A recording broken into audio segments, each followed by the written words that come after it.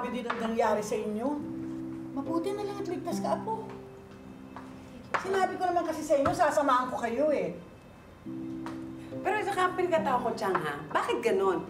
Hindi sinaktan ni Doc Carlos si Lynette? Di ba? Imposible yun.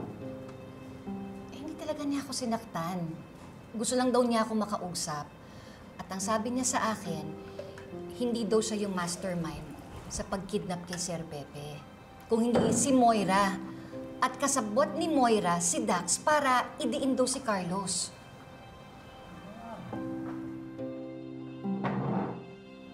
Eh, teka muna. Eh, paano ka naman nakakasiguro na nagsasabi ng totoo yung Doc Carlos na yan? At saka, paano niya i-explain yung mga ebidensya ni Dax? Sige nga. Malay naman natin kung totoo yung mga ebidensya na yon. Malay natin. Alam niya, pakiramdam ko talaga, nagsasabi ng totoo si Carlos sa akin. Kasi yung balak ni Moira na saktan ako, siya rin nagsabi sa akin, at totoo nga. Hindi imposible na gawin ni Moira yon. Ang pinagtataka ko lang, kung paano niya napapayag si Dax. Sabi po sa akin ni Justine, nahuli niya daw po si Dax at si Zoe na nakikipag-date. At nakita ko rin po si Dax at si Zoe, nagtatalo po sila. Naisip ko nga po, baka mamaya ginagamit po nila si Zoe para pabaliktaran si Dax. Kasi, ang alam ko po, may gusto si Dax kay Zoe. Ayun! Bingo! Kaso may isa pa po akong tanong eh. Di po ba involved dito si Tito Giselle? Kasi di ba siya po yung nasend ng message sa'yo na eh? Alam naman natin na hindi magagawa ni Giselle yun. Lalo na sa nanay mo. Oo nga, anak. Posible naman na gawin sa akin ni Ma'am Giselle yun.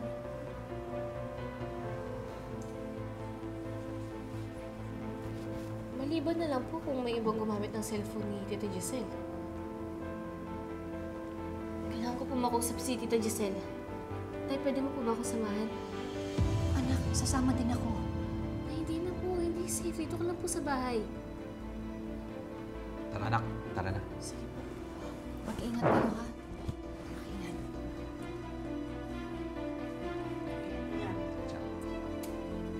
Ingat kayo.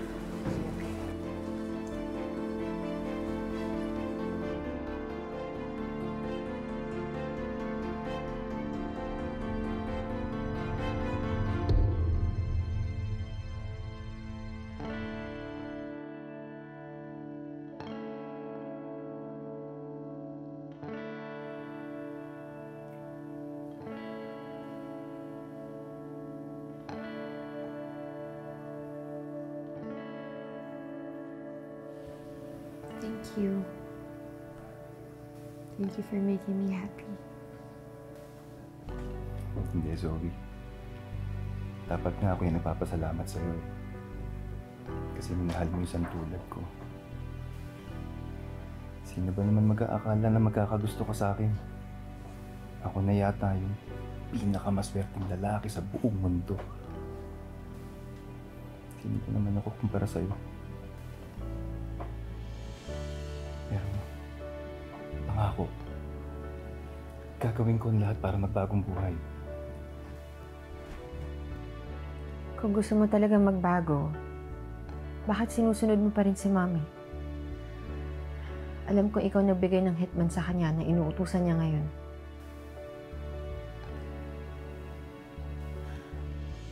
Alam mo, kahit di mo sabihin, alam kong ikaw yun.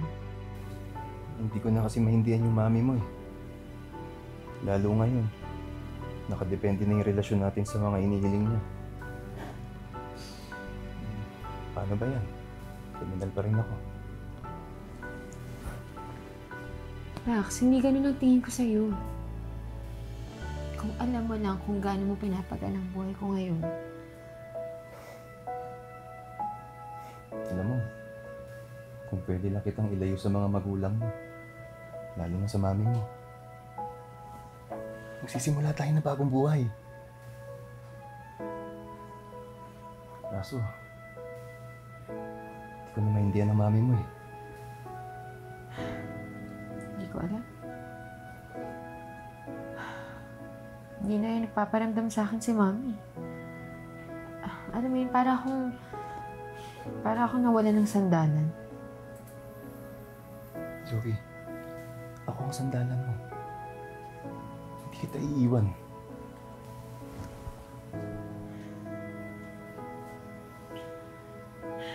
I don't want this night to end. Gusto ko sa atin lang tong gawin to.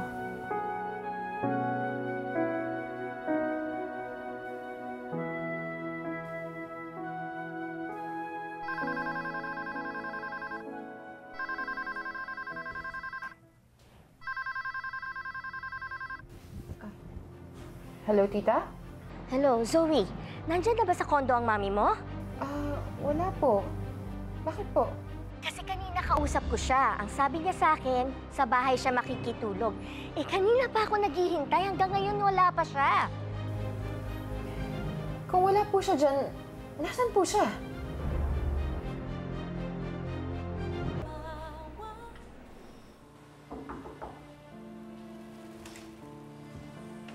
Giselle, Annalyn, pwede ko po ba kayo makausap? Annalyn, if this is about Justin again, pwede bang bukas na? Nakikita mo naman masama pa rin ang pakiramdam ko eh. Hindi po tungkol kay Justin. Tungkol po kay nanay. Alam niyo po ba nang dahil sa'yo, muntikan po siya mapahama kanina? What? What do you mean?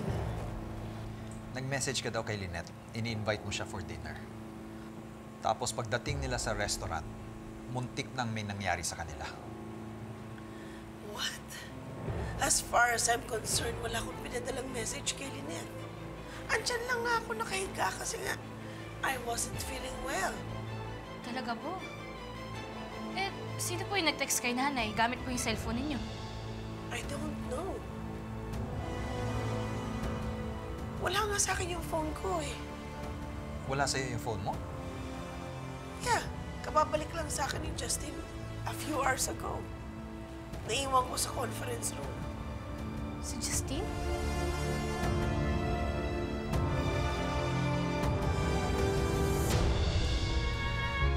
Ang galing ko. Dahil lahat ng kasalanan ko sa mga tanyag, binuhat mo! Salamat na rin sa connivance ko kay Dax. Dahil hanggat nandyan si Dax at nakatikit siya sa akin, hindi magbabago ang statement niya. Habang buhay ka magtitiis bilang isang kriminal!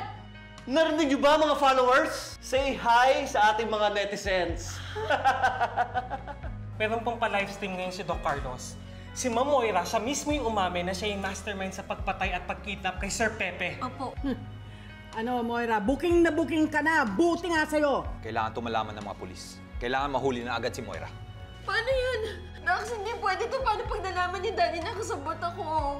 Kailangan lang natin maunahan yung mga pulis. Akong bahala. Hello, Empoy. Asan ka?